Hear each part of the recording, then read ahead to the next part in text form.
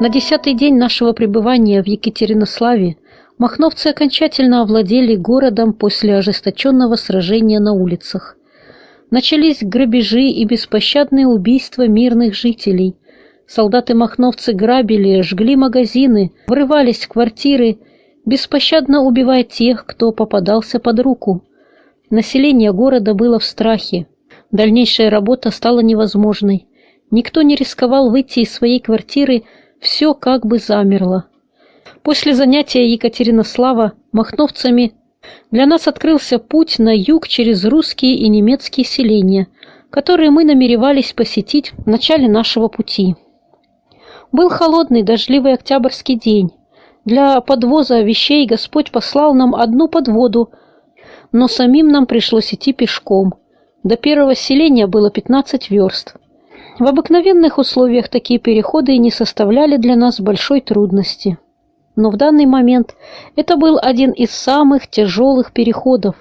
Дорога размякла от постоянных дождей, везде стояли лужи, клейкая грязь цеплялась за ноги и пудовыми гирями облепляла обувь.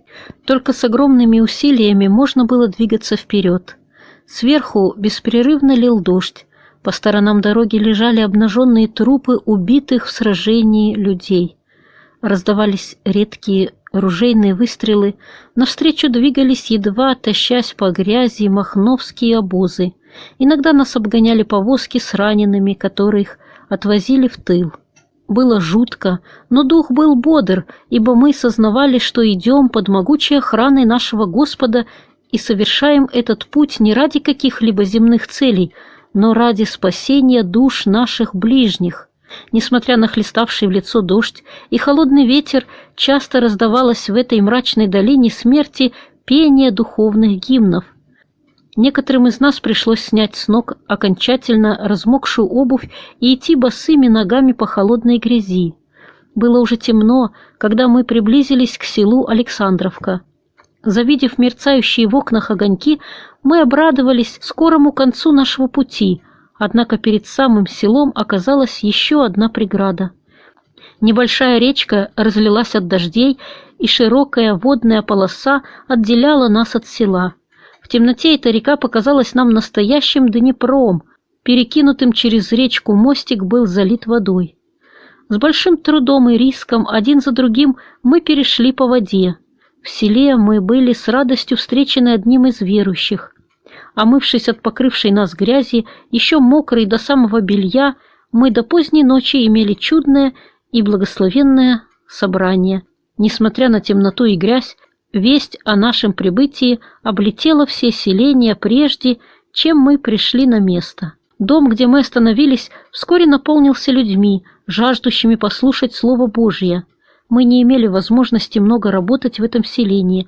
Отсюда было близко до Екатеринослава, и здесь был сосредоточен тыл махновских войск, которые относились к нам очень враждебно и всячески препятствовали устройству собраний, поэтому, устроив на второй день 2 собрания, а также просушив нашу одежду и обувь, мы разделились на 2 группы и пошли дальше по направлению к менонитским колониям Языковской волости. В каждом селении, лежавшем на нашем пути, мы провели ряд евангелизационных собраний. Многие обращались ко Христу, и верующие укреплялись в истине. На каждом собрании присутствовали махновцы. Слово Божие касалось многих из них, но большинство было настроено враждебно.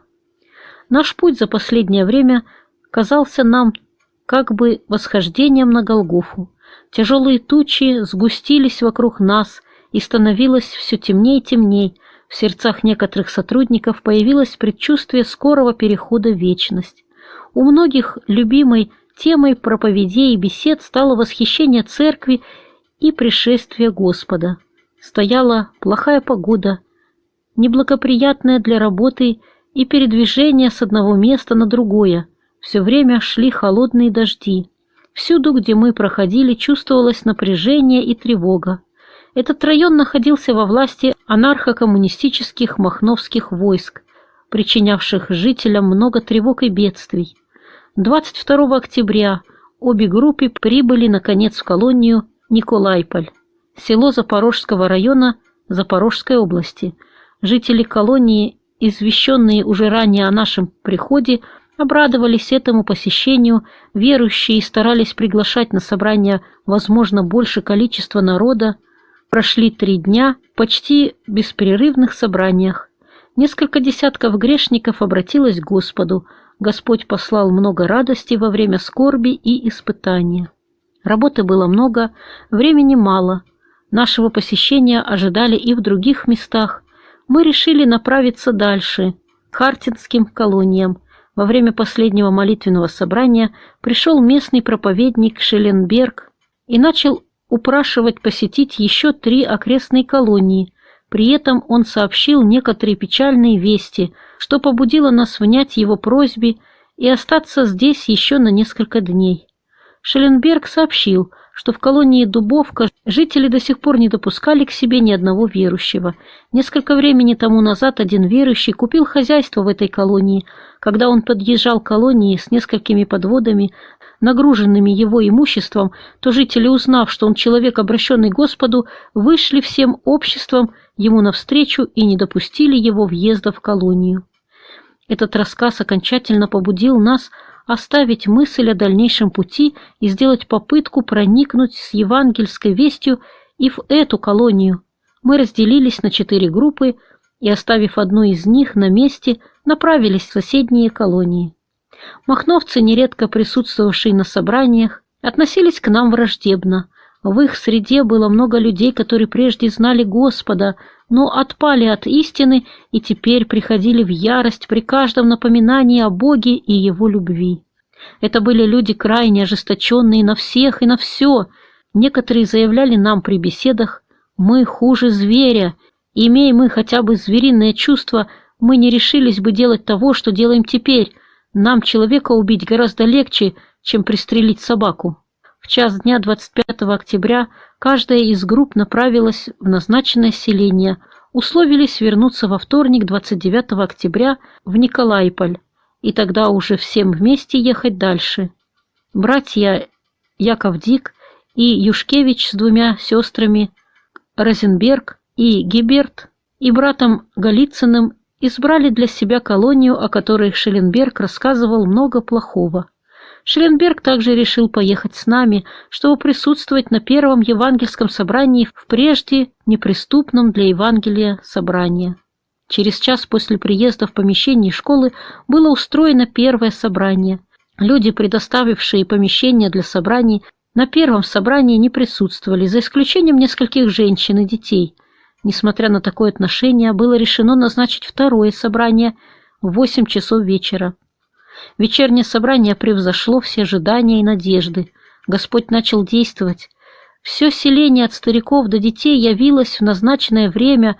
Во время проповеди и последующих бесед многие люди с глубоким раскаянием приходили к Господу, чувствовалась усиленная работа Святого Духа.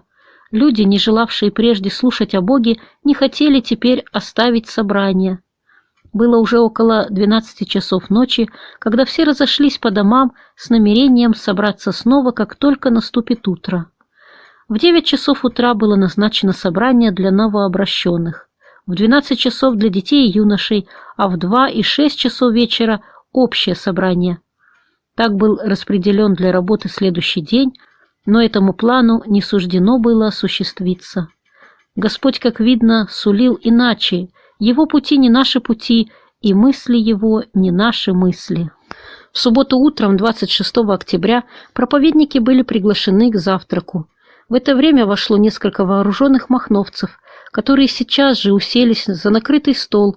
Видя перед собой ожесточенные души, нуждающиеся в спасении, Яков Дик начал свидетельствовать им о Христе. Через некоторое время приехал отряд махновцев. Оставив лошадей во дворе, они вошли в дом. Проповедь и беседы продолжались до 12 часов дня. Махновцы слушали, задавали различные вопросы. Братья с любовью и кротостью давали им ответы, стремясь пробудить сердца людей, огрубевших в преступлениях, грабежах и убийствах. В 12 часов махновцы разошлись по другим домам. Воспользовавшись этим, Яков Дик и Шелленберг с 2 сестрами направились в школу на собрание для детей и юношей. Юшкевич был приглашен к одному новообращенному, а Голицын по случаю болезни остался на квартире. Часы жизни каждого из них были сочтены. Некоторые из них уже чувствовали приближение конца. Перед самой поездкой в эту колонию на совместном собрании всех сотрудников при разборе первых стихов 14 главы Евангелия Иоанна Яковом Диком были высказаны слова о скором переходе в небесные обители. Накануне во время собрания, обращаясь с призывом к раскаянию, он несколько раз говорил слушателям: «Многие из вас завтра уже будут не в состоянии слушать меня и не смогут раскаяться». Голицын еще перед выходом из Екатеринослава сказал в беседе с одним из братьев: «Мой переход в вечность близок. Странно, но я чувствую, что мне остается жить всего несколько дней. Я готов перейти в вечность, но какая-то тоска наполняет мое сердце. Мне кажется, я так мало сделал для моего Господа. После моего обращения я много еще занимался самим собою». В этот день он также был очень сосредоточен, мало говорил о стремлении уединиться. Сестры продолжали детское собрание. Яков Дик и Шелленберг после беседы с двумя учителями преклонили колени для молитвы. Эти две души жаждали получить мир от Господа. В это время в помещение вошли 3 вооруженных человека. Они грубо потребовали от Дика и других прекратить молитву и показать документы, уполномочивающие их разъезжать по селениям. Требовавшие враждебно смотрели на них и держали в руках обнаженные шашки. Видя замыслы этих людей и чувствуя приближение своего конца, Яков Дик передал им свои документы, открыл Библию и начал читать им, увещевать и призывать к раскаянию. Дерзкие лица людей, пришедших с определенной целью, смягчились. Подобно преступников, застигнутым на месте преступления, стояли они и не могли поднять свои глаза. Палачи отступили назад, как некогда в Гефсимании перед Господом, так и теперь перед Его служителем. Кто мы и зачем посещаем селения, вы знаете и без моих документов. Многие из вас знают, что нас послал Господь, умерший за нас всех на Голгофском кресте. Теперь вы пришли с определенной целью, но какая вам польза, если вы прервете нашу жизнь? Мы готовы перейти в вечность к нашему Господу. Смерть для нас – желанная встреча с тем, кому мы служим, и во имя которого прерывается наша жизнь. Но вы, что ожидает в вечности вас? Знаете, мои друзья, что не сегодня, так завтра вам тоже придется встретиться со смертью. Что вас встретит там, за гробом? Все ваши преступления, все злодеяния вопиют к Богу о справедливом суде и воздаянии. Слово Божие говорит, что все мы предстанем на суд Христов, все должны будем дать ответ в том, что мы делаем на земле. Это же слово говорит, что ни воры, ни пьяницы, ни убийцы Царствие Божье не наследуют.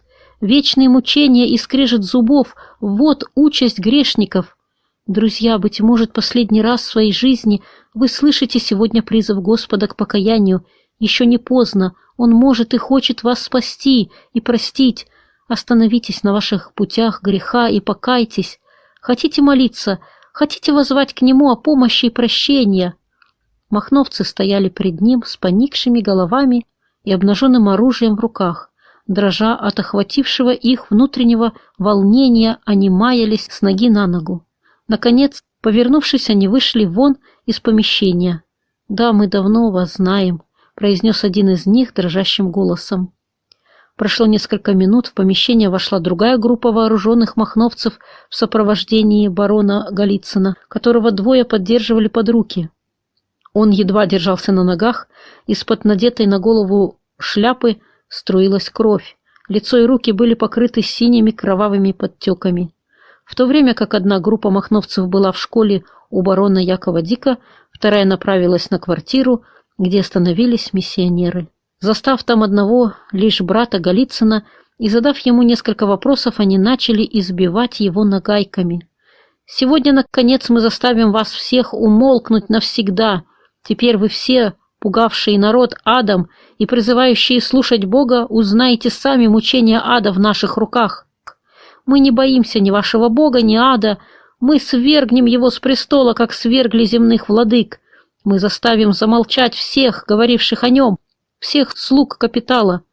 На мученика за Христа, лежащего на полу, в луже собственной крови, вместе с угрозами и насмешками один за другим посыпались удары нагаек и прикладов.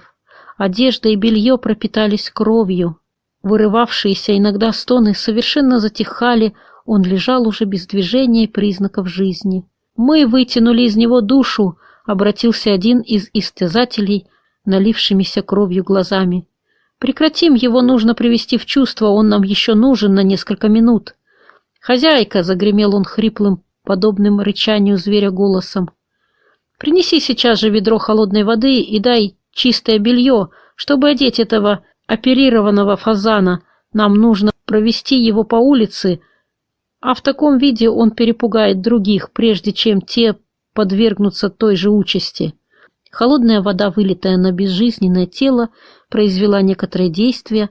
Закрытые глаза открылись еще раз, и тихий стон вырвался из уст страдальца.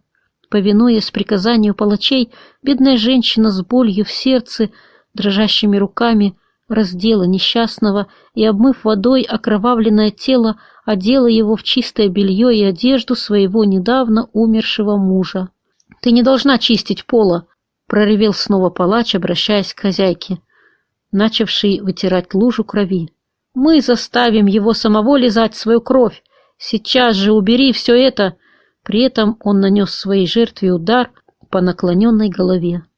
Собрав последние силы и подползавший к местам истязания, Голицын начал вытирать свою кровь. «А теперь ты должен отвести нас к остальным братьям и сестрицам. Вместе вам будет веселее прогуляться в рай из этого мира, принадлежащего теперь нам.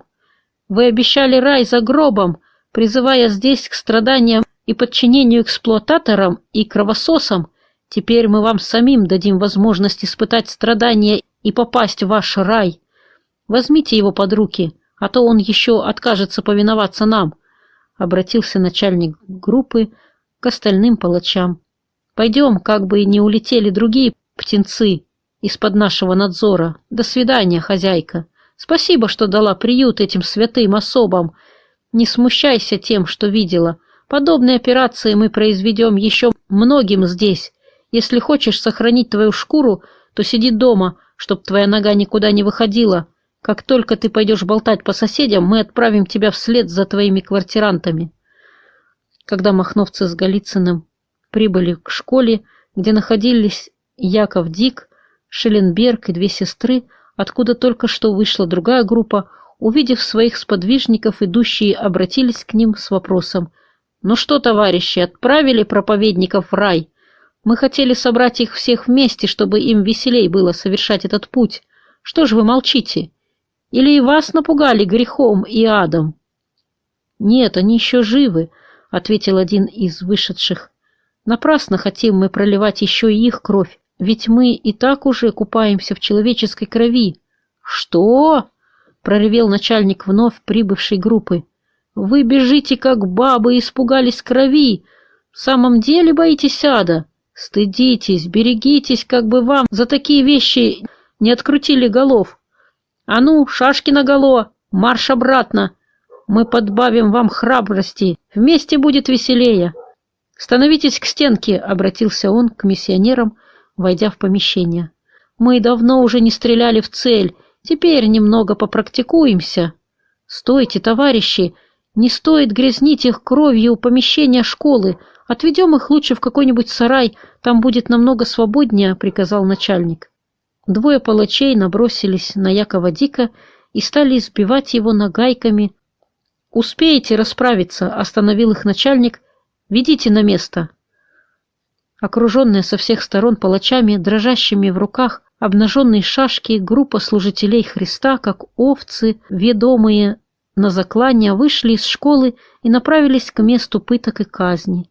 Через несколько минут был приведен и последний из миссионеров, брат Юшкевич, находившийся в доме одного новообращенного человека, находившегося против школы Клуня, стало местом страшных пыток и смерти всех 6 работников этой группы. Впоследствии, рассказывая об их смерти, палачи с удивлением восклицали: «Таких людей мы еще никогда не убивали. Они вели себя до крайности странно. Когда их рубили шашками, они все еще стояли на коленях, молились, призывали нас покаяться в грехах, говорили о любви Бога ко всем людям и даже к таким, как мы. Никто из них не жаловался на боль, никто не просил пощады. Да, это были какие-то странные люди. Остальные 3 группы переживали в эти дни сильные испытания и были близки к такому же концу. Из них только брат Реймер был убит махновцами в Николай-Поле. Для остальных еще не наступило время перехода в вечность. Из оставшихся в Николай-Поле 2 брата заболели тифом, и Реймер ухаживал за ними. Однажды он направился в аптеку за лекарствами и больше уже не вернулся. В это время сестра Энс, посещавшая дома, проходя по селению, была позвана в один дом, где проходившими махновцами был убит человек. Голова несчастного была совершенно размозжена. Как видно, он был убит из винтовки разрывной пулей. Перевернув труп, лежавший вниз лицом, сестра Энс узнала в убитом своего сотрудника Реймера.